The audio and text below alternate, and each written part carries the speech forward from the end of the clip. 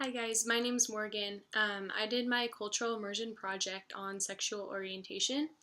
I was gonna pick between ability, disability, and gender, but I feel like sexual orientation is more intriguing for me, and I do have a lot of friends throughout the years of high school and college that can identify to be a part of the LGBTQ community.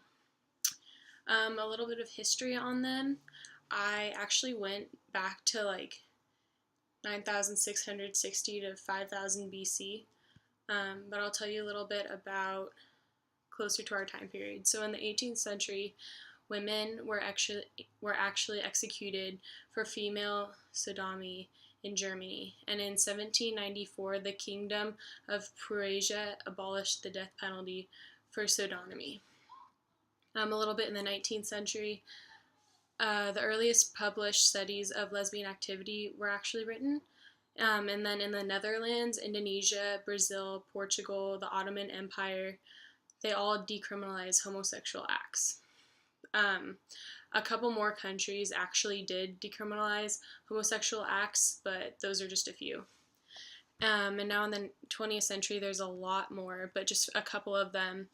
The first openly gay novel with a happy ending was published, and the name was IMRE, Amir. In 1913, the word faggot was used first in print in reference to gays. In 1937, the pink triangle was used for gay men in Nazi concentration camps. In 1941, transsexuality was first used in reference to homosexuality and bisexuality. In 1958, the U.S. Supreme Court ruled in favor of the First Amendment rights of a gay and lesbian magazine, marked the first U.S. Supreme Court that had ruled on a case involving homosexuality. In 1970, homosexuality was legalized in California due to the Consenting Adult Sex Bill, and in 1987, the AIDS Coalition to Unleash Power was founded in the U.S. in response to the U.S. government's slow response in dealing with the AIDS crisis. A couple points for the 21st century. In 2003, the first book was written by an openly transgender American, became the bestseller, and the name of the book is She's Not There, A Life in Two Genders. In 2004, many U.S. states banned same-sex marriage. In 2007, Ellen DeGeneres was the first open lesbian to host the Academy Awards. In 2008, same-sex marriage laws passed in California. In 2012, the U.S. Department of Housing and Urban Development Office of Fair Housing and Equal Opportunity issued a regulation to prohibit LGBTQ discrimination in federally assisted housing programs. In 2013, same-sex marriage was restored in California. So in between 2013 and 2008, the laws were actually taken away. But in 2013, they were restored. The autobiography that I read was by Martin Duberman, and it was called Hold Tight Gently, Michael Collin, Essex, Hemphill, and the Battlefield of AIDS. So this book looked at both of the people, Michael, and I'm probably saying his name wrong, but Essex, were both they were both writers, and they were very successful and gifted gay men who were HIV positive. The only difference between the two men was Collin was white and Hemphill was black. Their coloring didn't affect how they passed away, but it did affect how they lived out their lives and how people remembered them and their stories. This book also looked at how in December 1995 the FDA approved the first effective treatment for AIDS. The author used a lot of history to make a connection between the people and time to make it more understanding for the reader. He used Collin as a proximity to see the little bits within the AIDS movement, because it was a huge movement. It's really hard to understand, but if you take it like the life from someone who lived in that time period, it's easier to understand through their eyes than to look at the whole thing in just a book context. The author actually couldn't find that much information on Hemphill, but he only left one collection of poems and an anthology that he edited of the writings of Black gay men.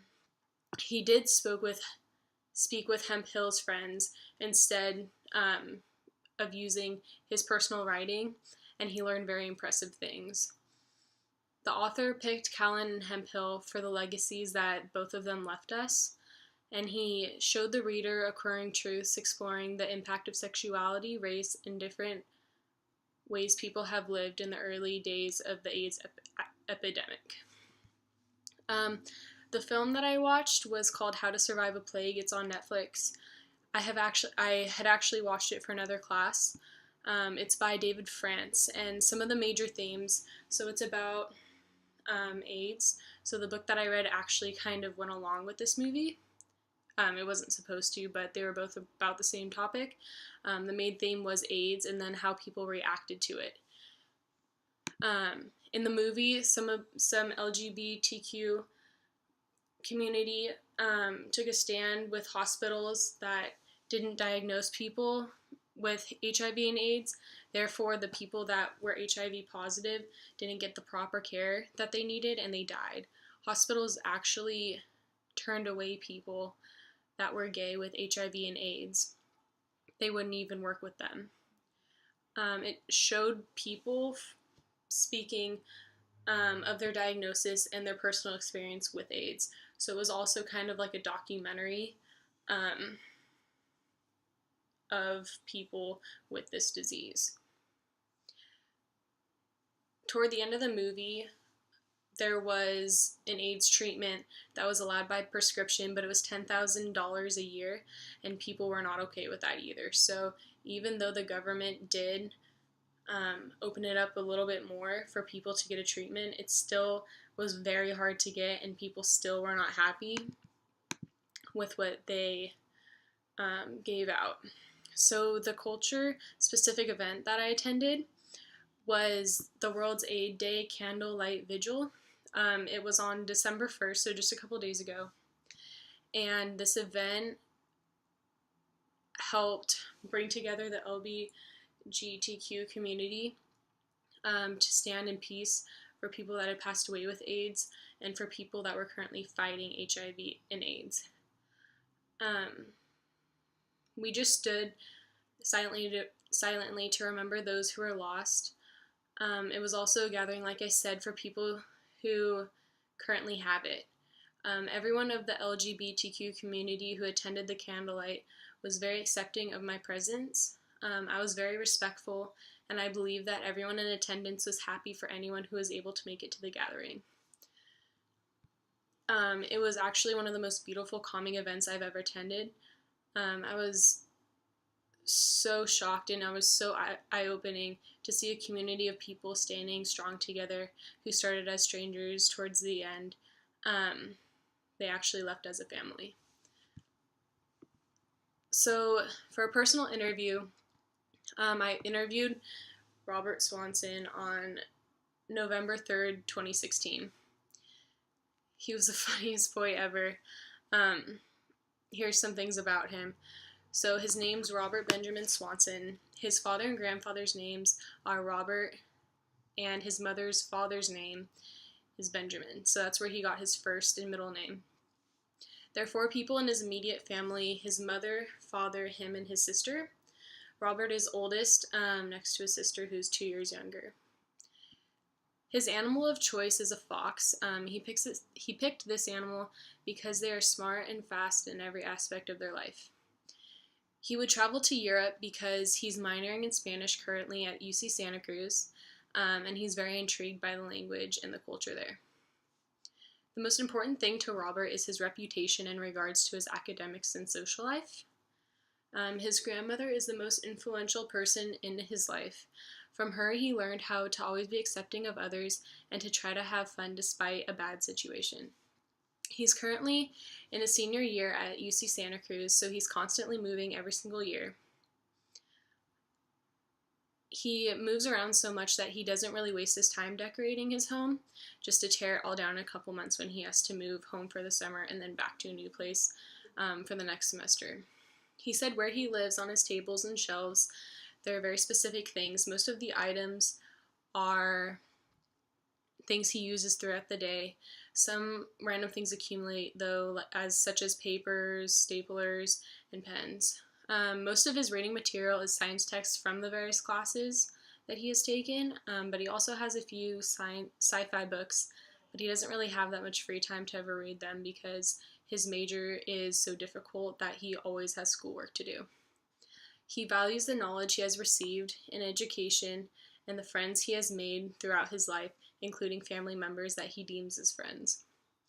Not a lot has changed in the past year for his immediate family. They all do their best to do their own thing, and only small things like classes and daily routines change. His extended family always changes, but it doesn't really affect him and his immediate family that much.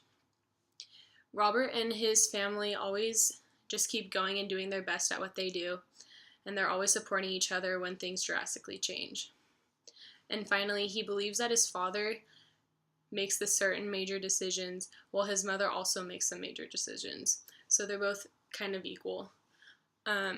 His father makes lifestyle decisions while his mom plans a lot in him and his sister's lives and their futures. Both of his parents give him and his sister a lot of authority as their children, and they have a lot to say in what happens as well. So I really like this project, and I'm very glad that I had the chance, and I'm sure all of you, that we had the chance to do this. Like I said, it's very eye-opening. I personally am a lifeguard. I work with the public. I want to be a social worker. That's my goal, at least. So I really like learning about new populations and cultures and races. I love to hear people's stories. So again, this is a really cool chance to get to do that. And I've had a great semester with all of you.